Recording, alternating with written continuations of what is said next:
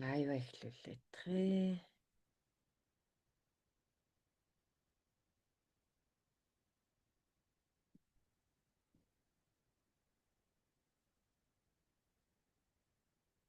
За лайв эхэлсэн. За энэ орой хуран цуглаад зовлон болон зовлонгийн шалтгаануудаас ангижрах нь гэдэг хичээлээ үүсгэхээр цугласан та бүхэндээ энэ гайхалтай орой мэндийг хүргэе. Тэгээд баяжих философи гэдэг 5 өдрийн өмнөгөө бэлэг хичээлийн 4-р өдөр буюу зовлон болон зовлонгийн шалтгаанаас ангижрах сэдвтэй хичээл маань эхлэхэд ерөнхийдөө бэлэн боллоо. Тэгээд төрөө-төрөөгийнхаа хичээлүүдийг өмнөх 3 хичээлээ эрүүл бие бүтээх нууц гэдэг группийн гайд хэсгээс олж үзэж сонссон бахаа. Бас өөр бүгдтэй дүгнэлт хийсэн бахаа гэж найдаж байна. Тэгээд хэрвээ юу яагаагүй өнөөдөр анх орж ирж байгаа хүмүүс байвал эрүүл бие бүтээх нууц гэдэг групп руугаа нэгдээд гайд хэсгээс нь яг хичээлүүдэд дэс дараагаар нь сонсоод бас суралцаад аваарай гэж хэлмээр байна. За нийтдээ 19 хүн лайв дээр хэдэн хүн байна. Лайв дээр одоогор хүн алга байна. За тэгээд эхлэх үү. Гүлнараагаа онлайн тайзны өрье. За орой минь манайхан 4 дахь өдрөө бит хоёртойгоо цуг байж байгаа тий.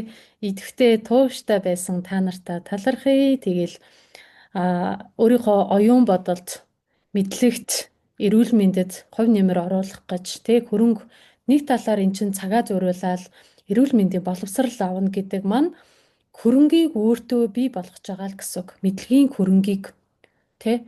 Тэгэхээр энэ хөрөнгийг өөртөө бий болгохгүй цагаа зөөрүүлээд 4 дахь өдрөө байна гэдэг маань энэ тууштай байдлын нэг тал нь нөгөө талаар өөрийгөө бас хайрлаж байгаа нэг хэлбэр бийж идэг тийм ээ. Тэгэхээр өөртөө хайртай байгаад өөртөө сайхан эрүүл мэндийн хөрөнгө оруулж байгаа өөрийгөө нэг сайхан тврээд за тууштай байсан шүү. Өнөөдөр 4 дахь өдрөө гэд нэг тврээд өөртөө нэг талархаатахаараа бид нарын ихэнх маань тэгж чаддаггүй тий. Эхний 1 өдөр 2 өдөр сонсонгуудаа 3 дахь 4 дахь өдрөө завгүй байна.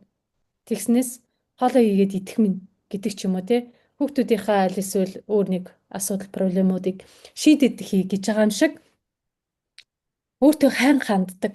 Энэ нь өөртөө хайн хандж байгаа гэдэг маань нэг талаар гэр бүлдээ ч гэсэн яг тэгжэл ханддаг сааталт нь байгаа шалтгаан. Тэгэхээр өнөөдөр 4 дахь өдрөө бүр байна гэдэг маань энэ бол маш супер. Тийм учраас өөртөө маш сайхнаар талархаатахаараа за. Яг одоо талархаатахаараа. Зэ. Тэгвэл би слайда. Өнөөдөр гоё хичээлтэй шүү дээ. Та нар мэдж байгаа юу ирнэ? Мэдж байгаа хүн байна уу? Давталж байгаа хүн байна уу ирнэ? Мэдэрч гин үү? За хулангаас алах гээд штэ гэд. Тэ. За зүрх хилгээгээд ахыг бодвол мэдчих шиг байна. За өдөр 4. Зовлон болоо зовлонгийн шалтгаанаас ангижрах нь гэд. Ер нь яг үнэндээ биш үү? Нэг зүйлийг хэлчих үү. Бид нарт өдөр болгон зовлон тохиолдоод идэв штеп бүр цаг минут тутам заримдаа бүр дургуйч хөрмөр зарим нэг үйл явдалт зарим нэг хүний гаргасан ааш авир зан юу вэ те таалагдахгүй болгонд бид нарт тэр зовлон юм шиг санагдаад идэг мэдхүү. Заримдаа өөрийнхөө хийж байгаа зүйл нь өөртөө хүртэл таалагддаггүй штеп тий. Энэ үнэн байхгүй юу? Иннээс хинч зогтоож чадахгүй, хинч үгүйсгэж чадахгүй. Хичнээн сайхан амьдраад байгаа юм шиг, сайхан байгаа юм шиг бид нар гаднаа тий одоо Facebook дээр ч юм уу, Instagram дээр энэ social сүлжээнд гоё гадагшаа дотгошоо аялсан гой гой зурагнуудыг ингээд тавиад идэв штэ.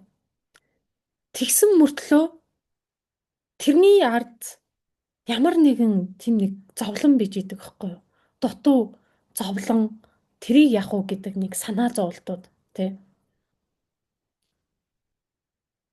Бүр төгс төгөлдөр болцсон, юу ч хүсгээ болцсон тий. Яг тийм хүн дэлхий дээр ховор байгаа байгаа. Гэхдээ ховор маш цөөхөн хүмүүс яг тэгж чаддаг. Яг өдөр тутамдаа хүүхэд гэр бүлдээ ажил, стресс төгжрээ. Яг ийм амьдралтай бол бид нар зовлон байж л байгаа. Байхгүй гэж байхгүй. Тэр нь зовлон гэхлээрээ том жижиг тий хүнд хөнгөн гэдгээсээ л ялгагдана уу гэхээс биш бүгдийг нэг шууданд хийх юм бол бүгд л зовлон. Тий хүүхдэд цэцэрлэг түргэж өгөх авах нь хүртэл зовлон шүү дээ. Яг үнэндээ. Бид нар жаргаж хөөх ёстой нэрээ хүүхдэд цэцэрлэгээс авлаа шүү гэж очтдоггүй. Бараагаа л очдог. Заримдаа яаруу санд руу ходоод хоосон ажлаас дөнгөж ирэнгүүтээ хүүхдэд цэцэрлэгээс авах болвол тэгэл нэг ядарсан зовоол очтдээ штеп. Үнэн тэ. Тэгэхээр энэ зовлонгоос бид нар ангижирна гэдэг маань ангижирч болно. Хүн болгон ангижирч болдсон юм. Гэхдээ ангижрий гэдэг эхлээд зүрх сэтгэл шийдвэр юу гэдэг тайван байдал өөр өөртөө орших тэр нэг орон зай нэг амьсгал аваад гаргах тэр нэг орон зай хэрэгтэй байд юм бэ. Түүнийг одоо энэ чи орж ирсэн те лайваар бас үзэж байгаа хүмүүс цаашдаа ч гэсэн энэ 5 хоногийн хичээлийг бүгдээр үзнэ.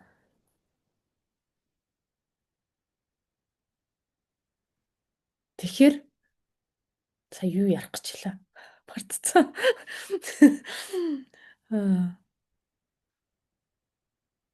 Тэгэхээр энэ зовлонгоос бид нар ангижирч болно. Ерэн зовлон бид нар өөр өөрснөө л дуудаад байдаг. Өөр өөрснөө л бий болгоод тэрэндээ кайфтай юм шиг жаргах гээд идэг. Заримдаа нэг юу байд юм бэлээ. Заримдаа ч биш л те. Ер нь бол байдаг. Хүнтэй суухад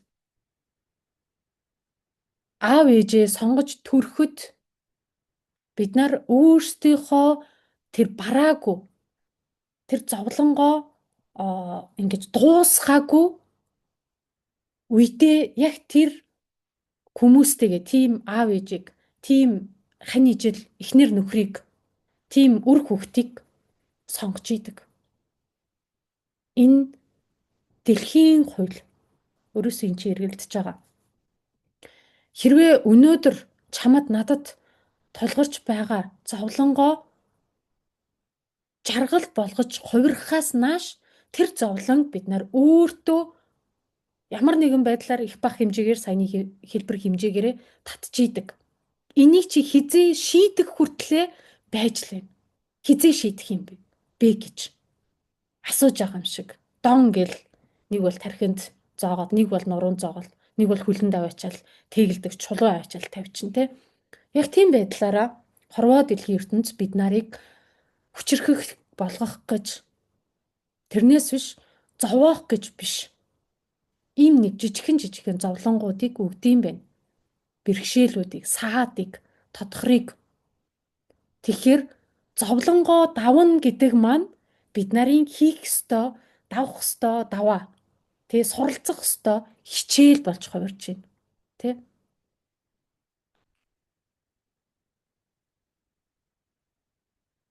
Надад өнөөдөр жингээ ямар зовлон тохиолдсон гэж орс хэл мэддэггүй, ярьж чаддаггүй гэдэг зовлон. Уншаад идэг трийг нь яг нөгөө хар яриагаар ярихаараа би болохоор ингэж нэг албан ёсны ингэж бичиг мичгтэй юунуудыг ингээ орчуулад идэг байхгүй. Тэгсэн мөртлөө ингэж хар яриагаар хүмүүсийн хоорондоо ярьдаг яриа үйдэн штэ. Тэрийг ойлгохгүй бүр зовсон штэ. Тий ямар хэцүү юм бэ ёо гэж байгаа юм шиг. Тийм мэдрэмж надад төрсөн. Тэгэхээр мэддэг чим шиг мэддэхгүй юм зовлон байгаад байгаа байхгүй юу. Тэгэхээр ийм жижиг сажиг амьдрал дээр өдөр тутамдаа тохиолдно. Гэхдээ түүнийг бид нар зовлон гэж авч үзэх үү, аль эсвэл энэ надад хичээл болж байна гэж авч үзэх үү гэдэг тийм хоёр сонголтол бийж идэг байхгүй юу. Зовлон гэл зовоол ингэж байх юм бол үнэхээр тэр зовлондоо бид нар живж өхнө. Нэг халбаг усандаа живээд өгцөн гэдэг нэг онгой байдэн шүү дээ. Тэрэн шиг тэр зовлондоо живчдэг байхгүй юу. Тэр зовлонгоо хөнгөхнөөр авах юм бол энэ бол миний давах ёстой даваа, намайг сорж байгаа зүйл, намайг суралцгээд байгаа юм биш үү гэж харах юм бол энэ бол бид нарын өсөж хөгжих шат маань байдаг. Яг үнэндээ эрүүл мэнд дээр хүртэл яг тийм байдэн шүү дээ. Эрүүл мэндийн зовлон байгаа бол өвчин, шаналгаа, зовир байгаа бол ялгаа байхгүй. Энэ чамайг нэг зүйлийг чамайг суралцаасаа гэж хэлээд байгаа. Хорвоогийн дохио хиллэг. Царай эмч битээр нь яг өрөөсөө л тэрийг ойлгодог. Ялгаа байхгүй битээр ч гэсэн өвдөж, зовж үдсэн хамгийн эцэстээ энийг л давж ижил бид нар жинхэнэ эрүүл мэндийн боловсралтай хүн гэж тунхаглах юм биш үү өөрсдийгөө. Гэт өөрсдийнхөө өвчин зовлонгоо даваад туусныхаа дараа та нартаа заах, чиглүүлэх тэр эрч хүчийг дотроосоо бий болгож чадсан гэсэн үг. Хэрвээ өөрийнхөө толгойн өвчнгөө нөгөө цусны асуудлаа шийдэж чадаагүйсэн бол энэ чи бит хоёр ингэж ярьж суух тэнхээч байхгүй. Тийм биз? Тэгэхээр бид нар ялгаа байхгүй. Аав ээж та яг өнөөдөр энэ чи орж ирсэн бол өөрийнхөө зовлонгоо туусныхаа дараа үр хөвгтдээ хань ижилдээ хэн байдаг? Чиний эргэн тойронд одоо ойр дотны хэн байна? Тэр хүмүүстэй хилэх тэр хүч чинь дотроос ч ургаж гарч ирдэг.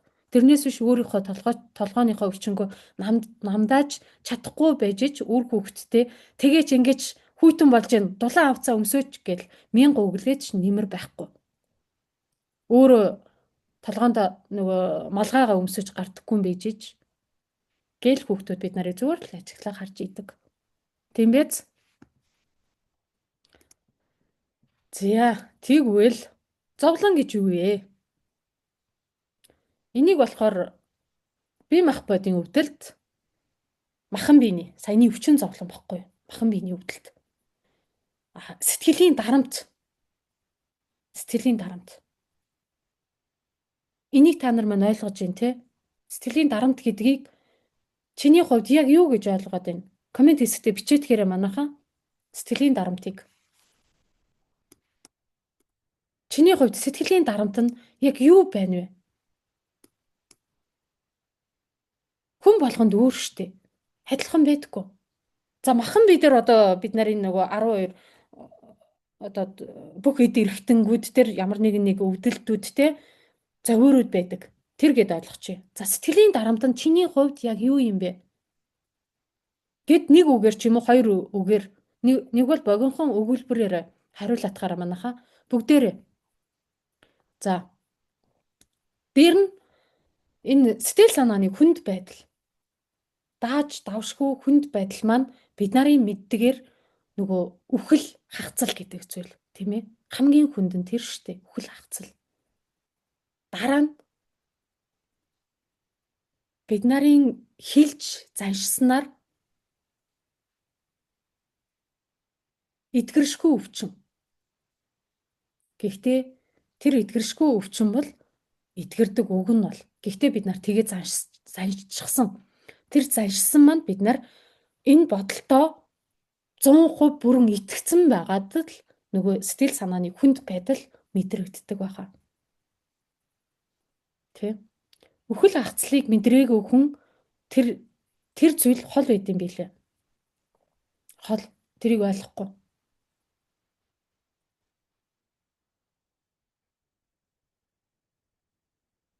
За сэтгэлийн дарамтыг та нар маань бүгдээрээ бичээтгэхээр тэнцэнээс нэг дүгнэлт гаргая за. Сэтгэлийн дарамт гэдэг зүйлийг.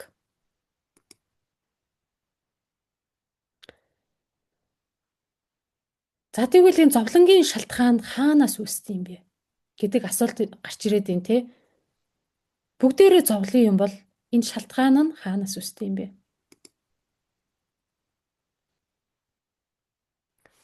Тэгвэл тэр зовлонгийн шалтгаан өрөөсөө 3 шалтгаан байт юм байна. 3.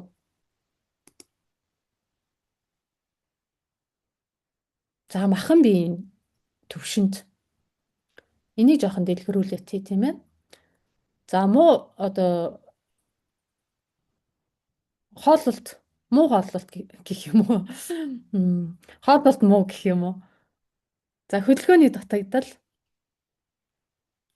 бидээ хор хоримтлуулах өчтөрийн хичээл дээр ярьсан те шимэгч хорхоо байна.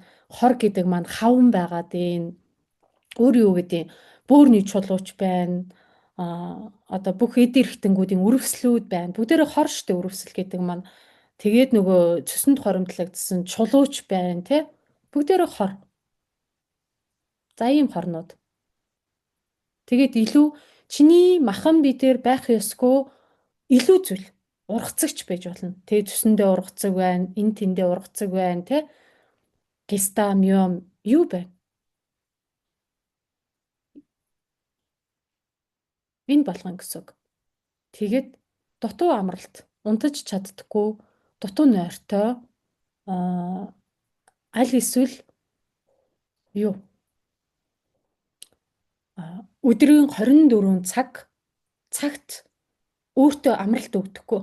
Байнга л ажилдаг. Ажил. Унтчихсэн ч гэсэн толгой тархин ажиллаж идэг. Тийм. Энэ биеийн төвшөнд, махан биений төвшөнд байдаг шалтгаануудаас чамд аль нь байна вэ? Хоолны муу зуршил байна уу? Хөдөлгөөний дутмаг байна уу? За хөдөлгөөний дутмаг байдал болохоор өдөртөө тогтмол 30 минут идэвхтэй хөдөлгөөнд хийдэггүй бол за 30 минут идэвхтэй хөдөлгөөн хийдэг бол хөдөлгөөний дутагдалт чиний хувьд ороогүй гэд тооцож болно. За хорийн хоримтлалаа сая ярьсан. Тэгээ шимэгч хорхоо болохоор өчигдрийн хичээлийг дахиж сонсоорой. Хэрвээ юу яаж байгаа бол эргэлзэж байгаа бол.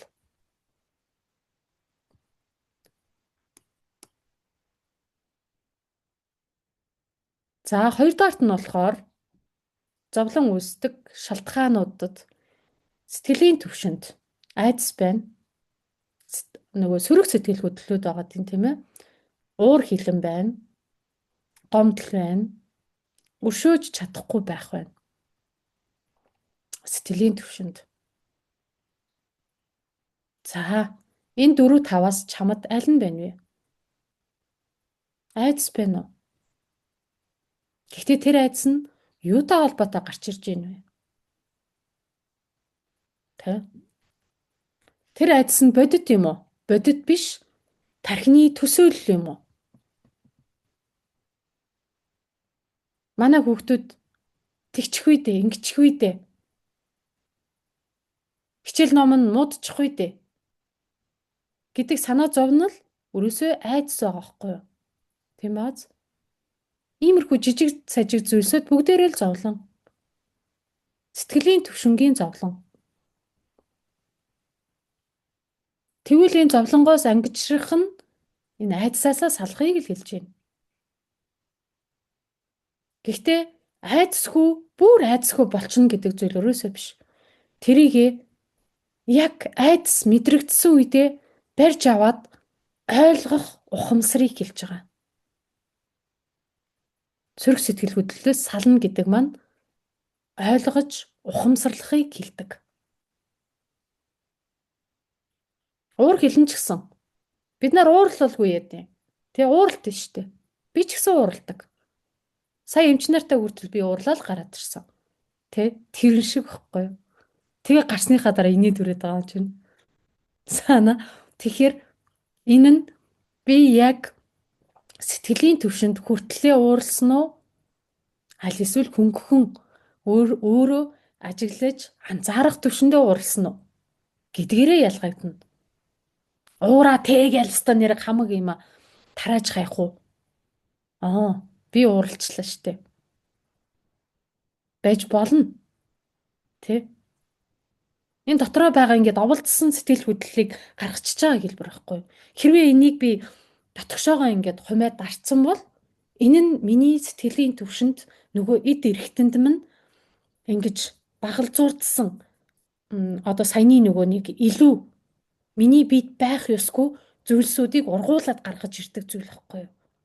Тэгснээс саяных шиг хөнгөн ууралсан ч гэсэн нөгөө хүндээ ч халгүй өөртөө ч гэсэн халгүй уурлаж болно.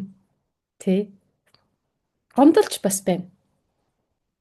Ихэнхдээ гомдол маань бид нэр заримдаа мэддэг нь ч бас байгаа, мэдхгүй нь ч бас байд юм байна. Тэ? Тэр болгоныг өөртөө хүлээн зөвшөөрөөд би өөрөөсөө хинт ч гомдоогүй би өрөөлөг болон өөрийгөө уучлж чаддаг хүн гэдгийг хэлж занших нь зөв гэсэн үг. Өршөөж чаддаггүй ингээд шүдээ зоосон хүмүүс байдаг штеп. Би яг тийм байсан шүү дээ. Уг нь бол ааваасаа өшөөг авандаа гэж боддог гэсэн. Тийм айхтар боддоо. Тэгсэн чинь одоо хайр урсаал байдаг. Тэгтлээ үзий ядсан байгаа хгүй юу? Тэгэхэд бид нарын эд эрхтэн маань өрөөсөө түүнийг дагаад өвдчихэд юм байна. Шалтгаангүйгээр надад эмэгтэйчүүдийн тал дээр за тэр жишээг нэг хэлчихье. Эмэгтэйчүүдийн одоо сэтгэлийн энэ нөгөө зовлонгоос үүдэлтэй махан бид нар ямар өвчин үүссэн бэ гэд надад юу байсан бохгүй юу? Мион байсан. Би бараг 3 жил шахам улиралдаа нэг удаа шинжилгээ өгдөг байсан. Байнга эхот харуулдаг байсан. Тэгэд сүүлдээ тэрнийхээ хэмжээ нь томроод явцсан.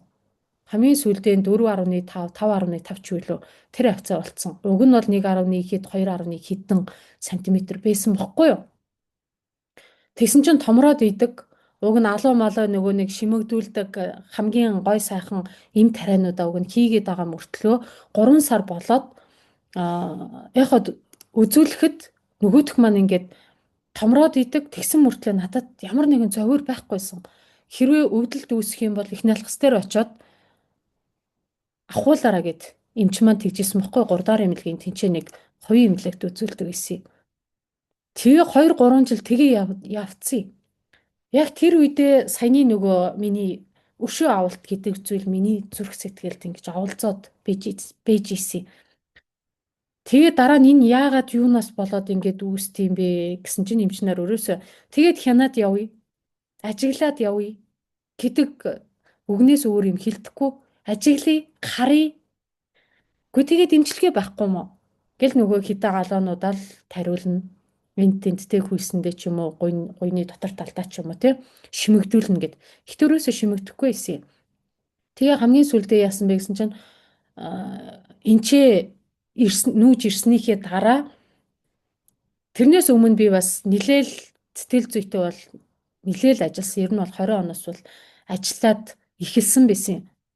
Надад дөрөөс энэ уур гомдол өшөө хорсол айдас уур хилэн гэдэг зүйл маш их байд юм биш үү гэдгийг олж харсныхаа дараа өөрийнхөө сэтгэлтэйгээ ажиллаад дараа нь би аавда тэр гомдсон гомдлуудаа цаасанд бичээд гаргаад яана би тийм харгас үйлдэл хийж исэн биш үү бодлоороо гэхдээ түүнийг гаргаж хэлдэггүй тэгсэн мөртлөө ингэж бодлоороо чамааг да гэж байгаа юм шиг суугаад явж исэн. Тэгээ дараа нь яг өөртөө ингэж ажиллаад энчээ ирснийхээ дараа би яхад үзүүлсэн байхгүй юу. Тэгээд яхад үзүүлсэн чинь нөгөө миом маань алга болсон байт. Гэхдээ тэгээд энэ хайч чи өмнөх шинжилгээний нөгөө бүх бичгнүүд яханыхаа зурагтаа бичгнүүд байгаа шүү дээ.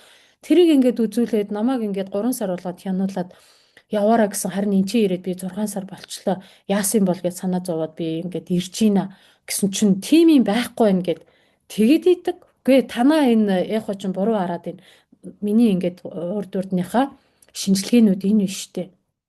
Гэл би үзүүлж байгаа байхгүй. Тэгсэн чинь үгүй байхгүй.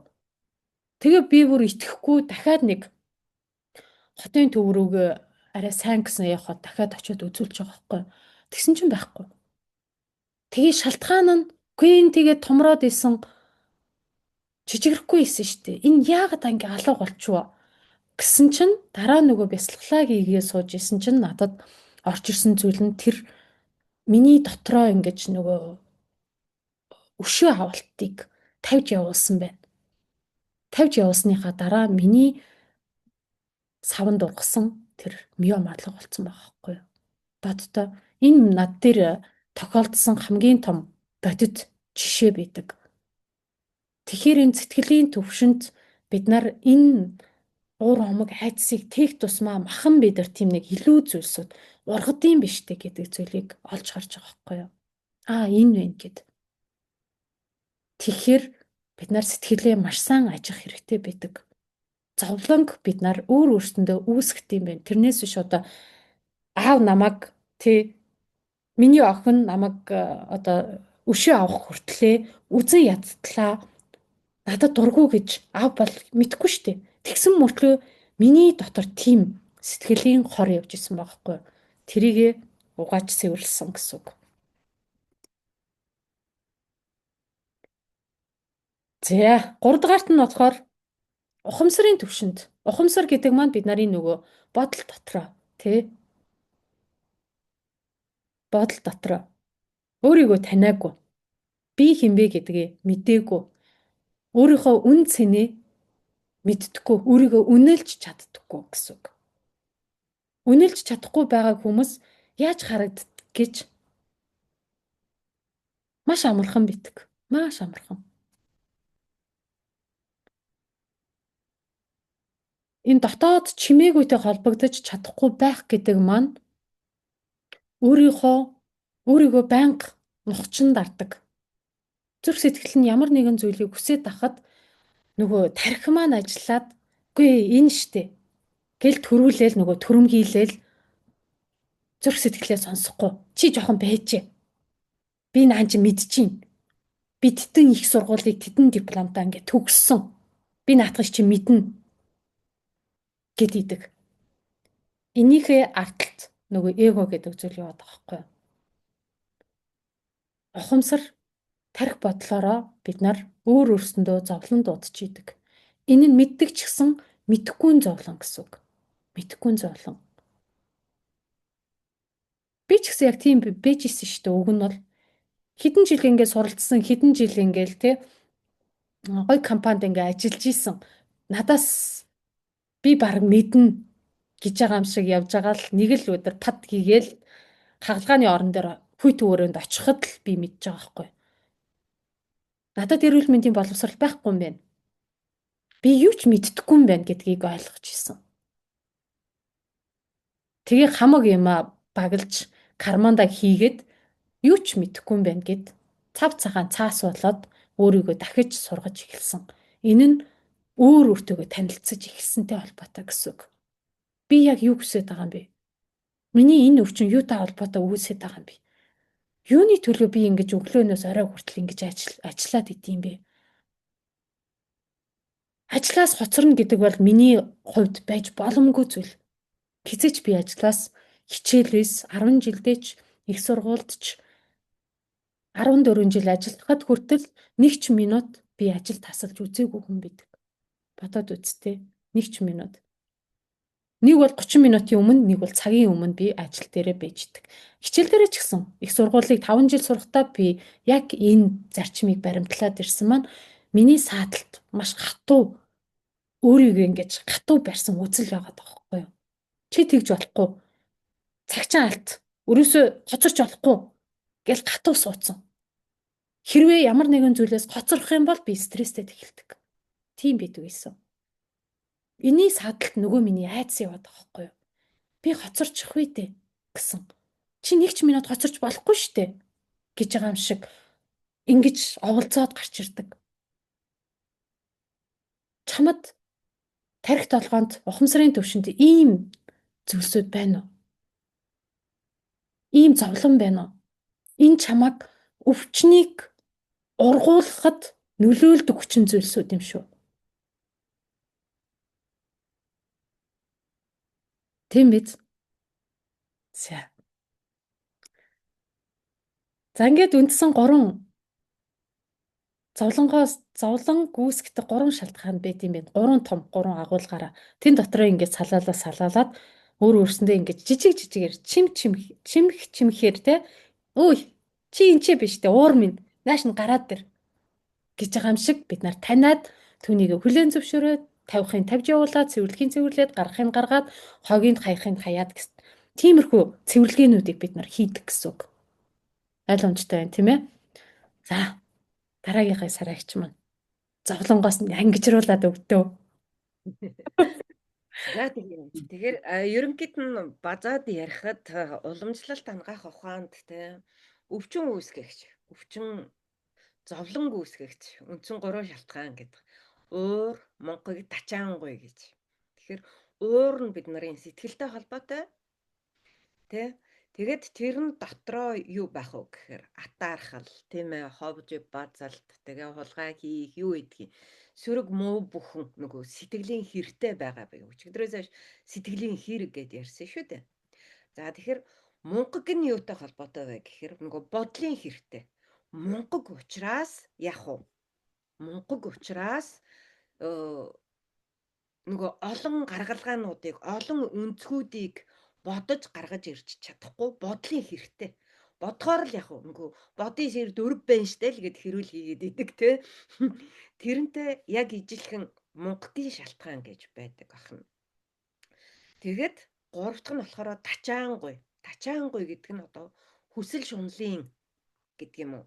Нэгдүгээрт одоо тэр надаас яагаад илүү юм бид нар юунаас энэ одоо нөгөө нэг галзуугийн эмнэлгийн нэг онгой байдаг штэ те энд ногоо юм өчгöd надаа шар юм өгöd энэ надаа бас ногоо юм өгсөнгүү гэж байгаа юм шиг орчлын ертөнцийн тэрсэлт их эдээ ундааны тачаал одоо эд эдлэлийн тачаал тэгэд явах уу эр эмийн тачаал буюу одоо нөгөө нөхөр сүдэр эхнэрээ араар нь тавих гих мэтэр өөртөө зовлон хүмүүс дандаа бий болгож идэг.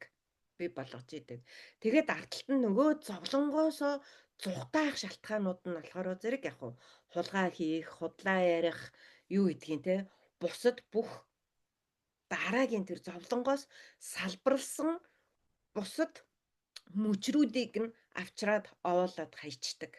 Тэгэхээр эртний философийн судруудад хутагтын 4 үнэн гэд Нагаржуна хутагтын 4 үнэн гэж хэлдэг. Тэгэхээр нэгдүгээрт тэнд юу гэж хэлсэн бэ гэхээр зовлон үнэн. Зовлонгийн шалтгаан нь үнэн. Гуравт нь зовлонг гитлгэх нь үнэн. Бид нар зовлонг туулах нь үнэн. Тэгээд яг зовлон гитлгэх арга зам нь үнэн. Тэгэхээр чи ямар арга замаар энэ зовлонгоос гитлгэх гэдэг юм уу ангижрах ёстой вэ гэхээр тэр арга зам нь чиний тухайд бүгдээрээ үнэн байдаг байх нэ. Зовлон одоо буддизмын буддизмын одоо юу биш одоо шашинд нь биш философи талаас нь харахад буддизм дотор зовлон бол ерөөсөө хүний дотор өөрт нь оршиж идэг. Тэгэхээр бид нарын нөгөө уур мунхаг тачаангуй гэсэн хураан гуйлал дотор бүх зовлон бид нар дотор оршиж идэг юм байна гэдгийг маш сайн цэгнэж дүгнэх хэрэгтэй байдаг байх нэ. За тэгвэл зовлонгоос ангижрах ямар одоо арга замууд байдаг юм бэ гэхээр нэгдүгээрт бие цэвэрлэх. Энэ нь болохоор зэрэг яах вэ? Элэг, цөөс, гэдэс, ходоод тийм ээ. Тэгээд усаа шүүж уухаас ихсүүлээд жорлондоо ороод баага цээгээд гарахтаа гараа угаахаас ихсүүлээд яагаад бид нар өглөө босоод шүдээ дандаа угаадгийн гар нүрээ угаадгийн яагаад бид нар усанд ордгийн тийм ээ?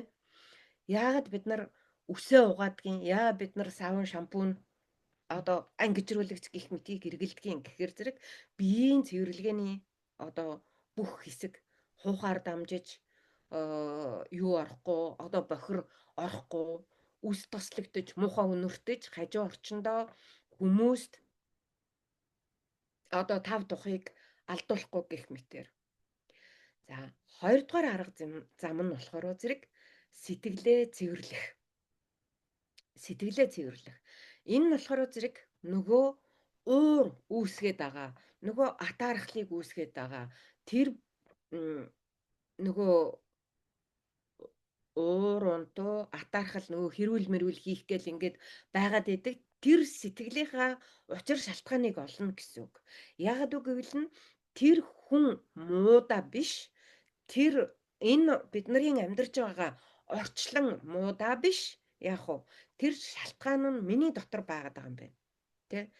Эхээс төрсэн цагаас өнөөдрийг хүртэл миний сэтгэл хаана хідэн насандаа юугаар яагаад бохирдогччв? Яагаад хэртчв? Яагаад сэтгэл маань шархалчв? Яагаад гомдчв? Энэ бүгдийн биднэрт ирсэн шалтгаанууд нь биднэрт ирсэн дохионууд байдаг. Өөрийгөө хайрлах, тэ? Дээрэс нь уучлах, тухайн процессыг хүлээн зөвшөөрөх. Жишээлбэл зарим айлуудад олон хүүхэдтэй байгаад тэрнийг одоо мөнгө төгрөг нь хүрхгүй, тэ, хувцс, хунар, хоол, унд бүх юм нь хүрэлцэхгүй байж байгаа нь зовлон гэж боддог болвол зарим хүмүүст үр хүүхэд заяахгүй байж байгаа нь үр хүүхэдгүй хоёулахнаа эсвэл ганцаархнаа байж байгаа нь зовлон гэж бодогддог. Тэгэхээр үр хүүхэд өөрөө байгаа нь байхгүй нь зовлон биш. Миний дотор тэрнийг яаж хүлээж аваад байна уу гэдгээсээ бид нар зовлон үүсгдэг. Зарим хүмүүс баян байгаад мөнгөө хаана хийх үү, хулгай далдахгүй тулд яах вэ? Ингээд дараагийн одоо сефэ худалдаж авдаг ч юм уу. Эсвэл бүр одоо банкн дотор тусгай хамгаалалттай ийм сеф мэп гэл ингээд яах вэ? Дараагийнхаа зовлонгуудыг бид нар үүсгэж явдаг. Тэгэхэд зарим хүмүүст яах вэ? Мөнгө нь олдохгүй байгаа нь, ажил хийж болохгүй байгаа нь, би нь өвдөөд байгаа нь зовлон юм шиг ингээд үйд. Тэгэхээр хүн болгоны зовлон харилцан адилгүй. Тэгэхээр бид нар яаж гинэ? Миний энэ зовлон гэж бодоод байгаа юм магадгүй жаргал байх боломжтой. Тэгэхээр бид нар зовлон болгоны ард байгаа жаргал байх боломжийг эрн хайна гэсэн үг. Тэгэхээр нэг хүн намайг уурлуулад байгаа юм шиг би хүлээж аваад байвал миний уур хүрээд л байна. Тэгэхээр яг уу тэр хүн чамайг уурлуулад байгаа гэж байгаадаа биш. Яагаад энэ хүний үйлдэлийг би уур болгож хүлээж аваад байна уу? Яагаад энэ хүний үгийг би уур болгож хүлээж аваад байна уу гэдэг дээр өөртөө сэтгэлийн цэвэрлэгээ хийх. Тэгээд үйл явдал хүнтэй тухайн бүх процессыг яг ойлгож, хүлээн зөвшөөрч, уучлаж, талархаж амьсгалаа өөртөө зориулж амьсгалах. Түүнээс биш уурлаад гэж амьсгалах биш яг уу. Өөртөө зориулж тайвширахын төлөө удаанаар амьсгалаа авч удаанаар гаргах амьсгалын дасгал болон бяцлаглыг хийх. За дараагийнх нь ухамсараа өргөх буюу ухамсараа тэлэх. Ухамсар гэдэг бид нар оюун ухамсарынхаа энэ амьдралд хэрэгжилж явах процент нь ерөөсөө 2%-аас хэтрүүдэггүй гэж байгаа. Тэгэхээр бид нарын ухамсар тэлэх цааталт нь яаж нү 98%-ийн орон зай байгаа гэсэн үг. Тэгэхээр бид нар ухамсараа тэлэх 98%-ийн орон зай руугаа биш өнөөдөр байж байгаа 2% дээрээ маш их сэтгэл ханамжтай буюу би гэдэг эгогоор өвчилж амьдардаг. Тэгэхээр би ганцаараа зовоод байгаа биш. Би ганцаараа өвдөөд байгаа биш. Би ганцаараа ядуу байгаа биш. Би ганцаараа ажил олдохгүй лаа зөвшөглөөд яваад байгаа биш. Хүн болгонд өөр ингэсэн өөр асуудлууд, өөр зовлонгууд байгаа гэдгийг яг ухаарч өөрийнхөө ухамсарыг тэлэх. Тэгэд бас ингэж үйж идэг. Би гэдэг эго их байх тусмаа зовлон их байдаг. Би гэдэг эго багасах тусмаа зовлонгоос ангижирдаг гэдэг. Тэгэхээр зэрэг яг уу би биш. Олон нийт гэр бүлийнхаа төлөө эхний ээлжинд чамайг хүрээлээд одоо 1-4 ханан донд байж байгаа гэр бүлийн төлөө. Тэгээд дараа нь яг уу найз нөхөд хамт олон ах дүү тэгээд яг уу баг баригад сум тэгээд яг уу улс орон төв дэлхийн төлөө тэр ухаарлыг өөртөө тэлснээрээ бид нар өөрсдийнхөө ухамсарыг өргөж эн чинь нэрээ дэлхийн өнцөг булан бүрд янз бүрийн асуудлууд өнөөдөр би ууж байгаа усаа энэ гачаа амттай юм гэд ярваагаад шидэж яхад дэлхийн нөгөө өнцөгт яг усгүйн зовлон байж гин гэдгийг ухамсарлаж ойлгох ам нь хатаад өгөх гээд байж байгаа хаа сайгүй дэлхийн нөгөө нэг өнцөгт тэгвэл яг би өнөөдөр энэ усаа хайрлаж тэ ууснараа өнөөдөр миний хажууд урсж байгаа голыг манай гэрийн буйрнаас холгүй урсж байгаа голыг машинаа аваачиж угаагаад тос тойблоор хутгаад бохирдуулаад явхад бид нар дэлхийн одоо байгалийн тэнцвэртэй байдалд асар их нөлөө үзүүл. Тэр голд амьдарч байгаа амьтан ургамал тийм ээ одоо загас жараха энэ бүгдэд хор хүрэж гинэ гэдгийг ухамсарлах. Өнөөдөр би уур хүрээд дууга хураагаад тийм ээ эсвэл атаархаад эсвэл одоо гомдоод ингээд гаргаж байгаа надаас гарч байгаа энэ үйлдэл маань яг уу ялааны хор цацж байгаа юм шиг миний гэр бүл рүү миний найз нөхөд рүү тэгээд яг уу манай Монголын хөгжилд цаашилбал Монголын нэр төр дэлхийд хэрхэн оршиход нөлөөлж байна. Тэгэхээр би өнөөдөр гудамжинд нусаа нээгээд шүлсээ хаяад явхад эргээгээд миний хүүхдийн ангийн хүүхдүүд энэ Улаанбаатарт амьдарч байгаа миний орчинд амьдарч байгаа хүмүүс тэр шүлснээс өсөрсөн бактери вирусаар өвдөөд өвлжөнгөө ханиадтай томуутай ийм байна. Харсан газар болгон руугаа шээгээд сарайд явж идэг нохоо шиг ирчүүд байдаг тийм үү. Тэгэхээр энэ бүгдийг ойлгож ухаарч өөрөө өөртөө цэвэр цэгцтэй энэ одоо орчныг ухамсарыг бүтээх нь зовлонгоос ангижрах хамгийн том замуудын нэг байдаг байх нэ. Тэгээд ирэхэр зэрэг ерөнхийд нь багцлаад хэлэх юм болвол зовлонгоос ангижрах нэгдүгээрт нь зөв үзэл, хоёрдугаарт нь зөв эрмэлзэл, гуравдугаарт нь зөв үг, дөрөвдүгээрт нь зөв үйлдэл, тавдугаарт нь зөв бодол, дуртатгал.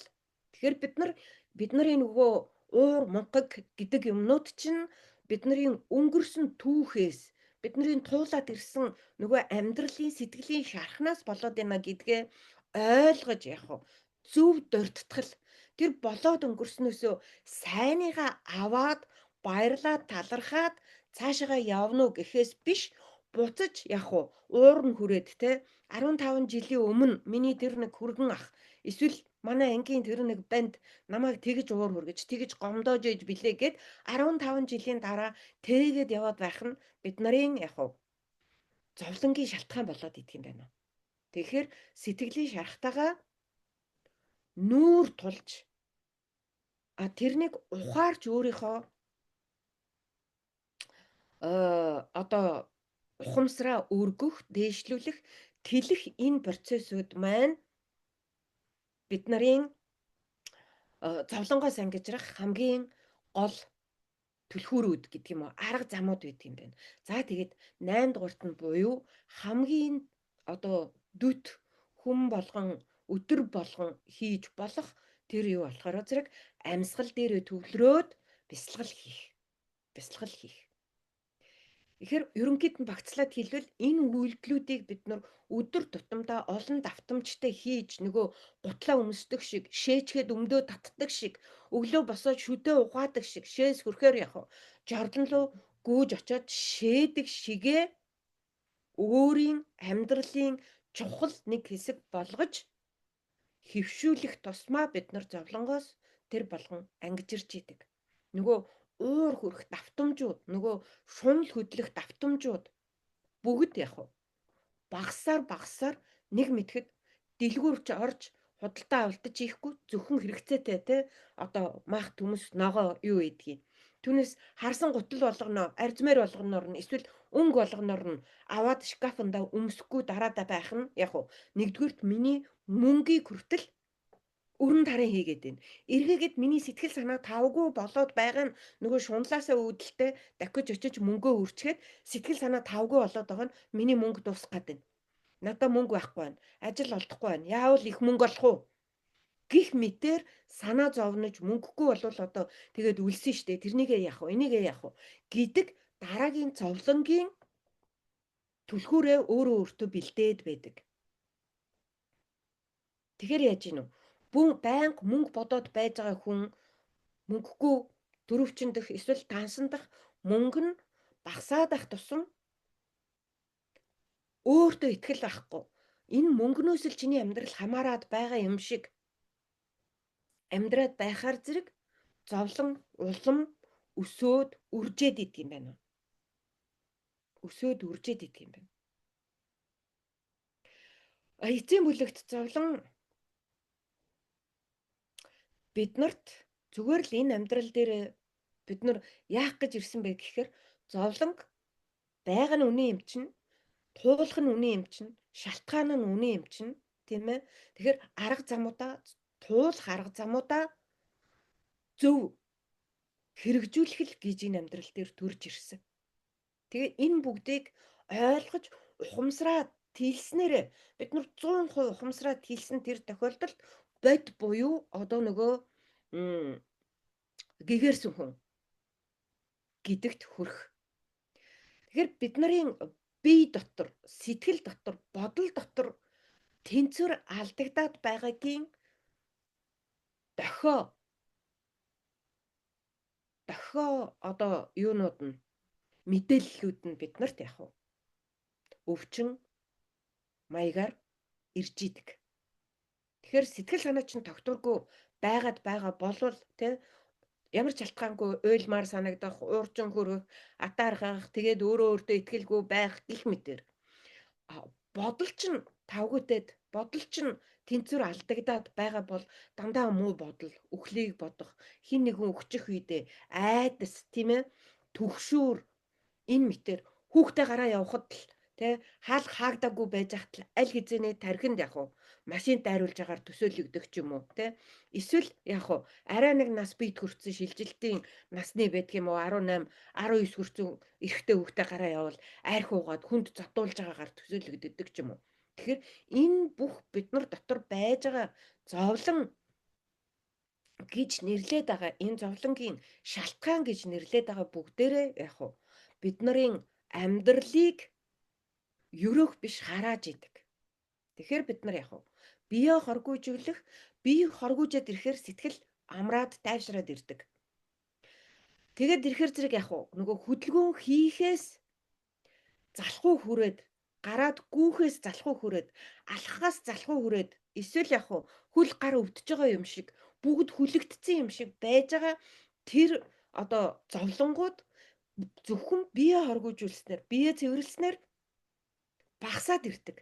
Тэгээд ирэхээр яг уу манай хөтөлбөрт оролцсон хүн болгон ерөөсө хөнгөн шингэн дандаа эерэг бодолтой гэр орноо цэвэрлээд хөргөгчөө цэвэрлээд шкафаа цэвэрлээд илүү дутуу ахын болоод сэтгэл оршихуйн цэвэрлэгээнүүдээ бүгдийг хийгээд ороод ирэхээр инээд алдсан ямар ч уур унтуу байхгүй талархчихсан багш нартаа талархлаа ангийнхандаа талархлаа ангийнхныхаа одоо зовж байгаа шаналж байгаа тэр бүгдийг ерөөч гисэн чи чаднаа гэдэг итгэлийг өгж чаддаг ийм одоо эерэг бүхнээр цэнэглэгдээд яг бүх сэтгэл санаа маань тайвшраад ирдэг.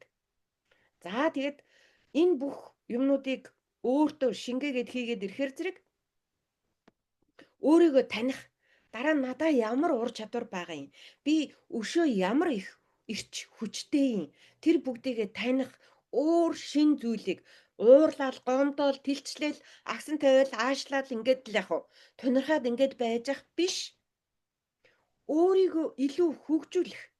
Би илүү мөнгө олж чаддаг юм уу? Би контент бүтээж чаддаг юм уу? Би хүнд тэ баярлалаа гэж хэлж чаддаг юм уу? Би хүнд уучлаарай гэж хэлж чаддаг юм уу? Энэ бүгдийгээ яг уу илүү хөгжүүлээд тэгэд өөрийнхөө нөгөө орчлонгоос өгөгдсөн дотоод хүч чадлаа нэмэгдүүлээд тэгээд ирэхэр зэрэг яг уу миний зовлон болгон байхгүй надаас л шалтгааллах юм биш үү гэдэг ухаалт төрөд ирдэг. Тэгэхээр тэнд хүн ууралж явах нь миний уурлах, миний гомдох шалтгаан биш болоод эхэлдэг. Тэнд хүн үхэж байх нь миний гониглах шалтгаан биш юм биш үү гэдгийг ухаарад яг нөгөө гэгэрэлд хүрээд ирдэг. Энд чинь орчлонгийн зам юм биш үү? Бид нар нэгэн төл төрсөн юм чинь өөхөх нь зам юм биш үү? Миний аав ээж бурхан болчихсон нь миний хүүхэд эсвэл дотны сайн найз хамаатан садан энэ бүгд хүмүүс маань бурхан болчихсон нь хорвоогийн зам юм биш үү? Тэгвэл би хэдэн жилийн өмнө бурхан болчихсон хүмүүсээ өнөөдөр яг бодоод гуниглаад суугаад ах нь миний өөрийн зовлонгийн шалтгаан болоод байгаа юм шүү дээ.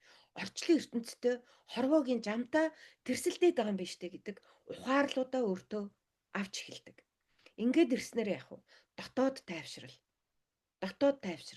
Дотоод одоо нөгөө зангирлууд маань тавигдаад сулраад өөрөө өөртөө анхаарах тэр орон зайнууд маань нэмэгдээд ирдэг.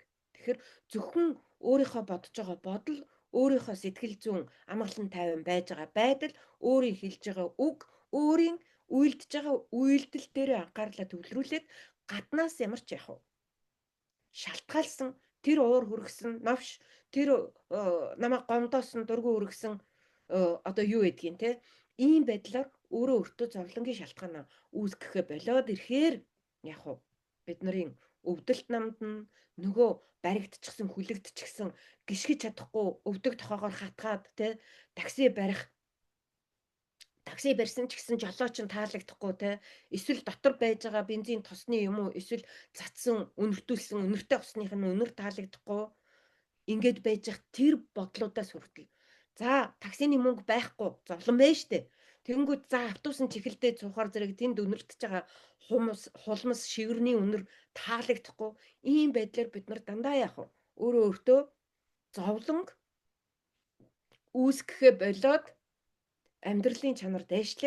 амьдралын чанар дээшлээд ирэхээр зэрэг яг би өөрлөгөл намайг л хайрласангүй намайг л ойлгосонгүй тэ би хинд ч хэрэггүй би ямар ч чадваргүй ийм хүн биш гэж бодох биш харин би эрч хүчтэй хүн юм байна би яг эрдэм мэдлэг ихтэй хүн юм байна би өгөгдөл сайтай хүн юм байна гэдгүүдээ таниад тэр өөрийнхөө өгөгдлүүдийг одоо орчин тойрон орчлын ертөнцийн түгээхээр дэлгэрүүлэхээр санаа шулуудаад нөгөө уурлаад сууж идэг цаг хугацаа гэж байха болдог.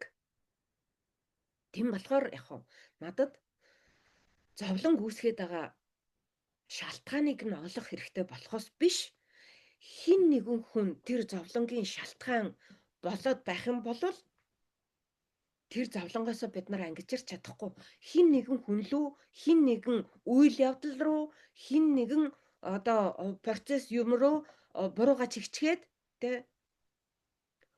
чигчгээд байвал бид нар зовлонгоос яг нэг юмнийг л тохоож буруутгаж хайчгаал өөрөө зовлонгоос зугатааж байгаа хэлбэр болж байгаа гэсэн үг.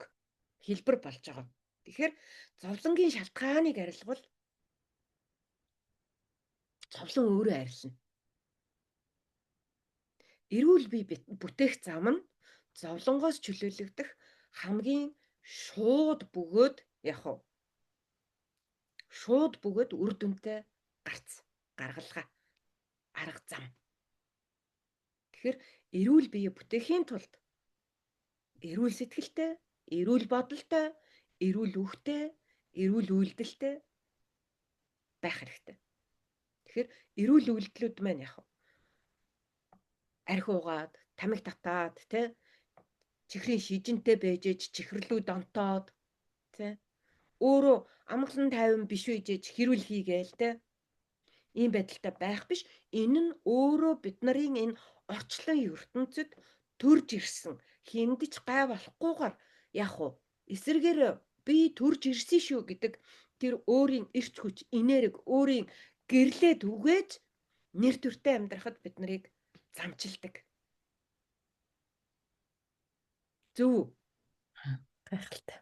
Мгм. Тийш тэгэл суугаад байла. Тэгэхээр манайхан мэдж байгаа тийм. 9 өслөө мэдж гин үү? Бүгдээрээ нэрлж чадж гин үү? 9 өслөө.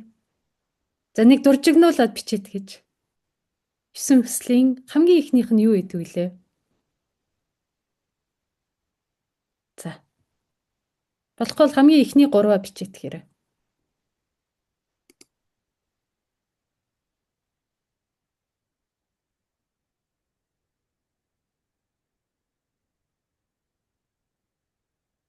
За тэн дээр зовлон бол дайсан биш. Замчлагч. Шалтгаанаа арилгавал зовлон сүүдэр мэд алга болдог. Эрүүл бие, амар сэтгэл, сэвэр ухамсар бол жинхэнэ эрх чөлөө. Тэгэхээр 9 өслийнхаа одоо манай бид нар энт зугаалаад явхтаа хүртэл те одоо энэ чи Казахстанд хүртэл нөгөө нэг булаацалтад идэг үсттэй Чингис хааныг манах танах гэд. Эндхийн бас тэгж ярьдаг байхгүй юу? Чингис хаан манай өвөг удам гэд. Тэгж ярьдэн штэ. Таад мэдхүү. Тэгэхээр тэр бид нарын роль модель болоход тэр хүнээс одоо суралцдаг тийм ээ. Тэгэхээр одоо 9 хүслийг хэлсэн гэж ярьдаг. Гэхдээ тэр 9 хүсэл бол тэрнээс өмнө бий болсон зүйл юм байна. Мундаг ухаантай юм болохоор Чингис хаан одоо тэр үгээрээ бусдыг болон өөрийгөө зоригжуулж байсан байна гэж би бол ухаардаг. Тэгэхээр тэр 9 хүслийнхаа хамгийн ихнийх нь өрөөсөл эрүүл мэнд гэдэг хэвхэв. Эрүүл мэнд. Тэ? Хоёр дахь нь юу юм? Та нар бичиж гинүү бичихгүй байна вэ? За, хөөх сайн байна. Огийн маань бичсэн биз дээ. Эрүүл мэнд, эд баялаг, эрдэм мэдлэг. Яг зөв. Өстой зөв байна. Тэгэхээр энэ нь зүгээр нэг хилчгсэн үг өрөөсөө биш байхгүй юу? Тэ? Битээрч хийж байгаа ч биш. Тэр өггүүдээс маань уламжлагдаад дамжиж ирсэн зүйл юм байна. Тэгэхээр эд баялагтай байна гэдэг маань чи эрүүл мэндийг эхлээд торт гэсэн үг. Маргааш гой сэтэв байгаа штий. Яг тэр бид нарын энэ амьдрал дээр ирсэн эрэхтэй юугаараа дамжуулаад чи юу хийвэл тэр эд баялагч нь орж ирэх юм бэ гэдэг зүйлийг чиний яг төрсөн онсаараа чинь гаргаж өгнө. Гоё юу? Хүн болгонд хэлж өгнө шүү. Тэгэхээр эрүүл мэндтэй байж ижил эд баялагтай эрдэм мэдлэгтэй байна. За тэгээ бусад зүйлсүүд нь дараагийн асуудлууд болоо явчихна. За та нартай нэг зүйлийг хуваалцах гээд байгаа. Бит хоёрын баяр гэх юм уу одоо тий? Оо биш энэ биш. Энэ юу юм? За энийг шийдлээд шууд хинчээнэ харуулчих. Та нар маань мэддэх хүлөө. За ингээд харуулчих. Одоо ингээ Google ч юм уу Chrome дээр орно штэ тий? Chrome дээр орохоор та нарт харагдаж байгаа. Бид хоёр нөгөө сайдаа нээсэн бохгүй юу? Тэрийг хэлэх гээд догтлоод байгаа юм саадах чинь. Оо.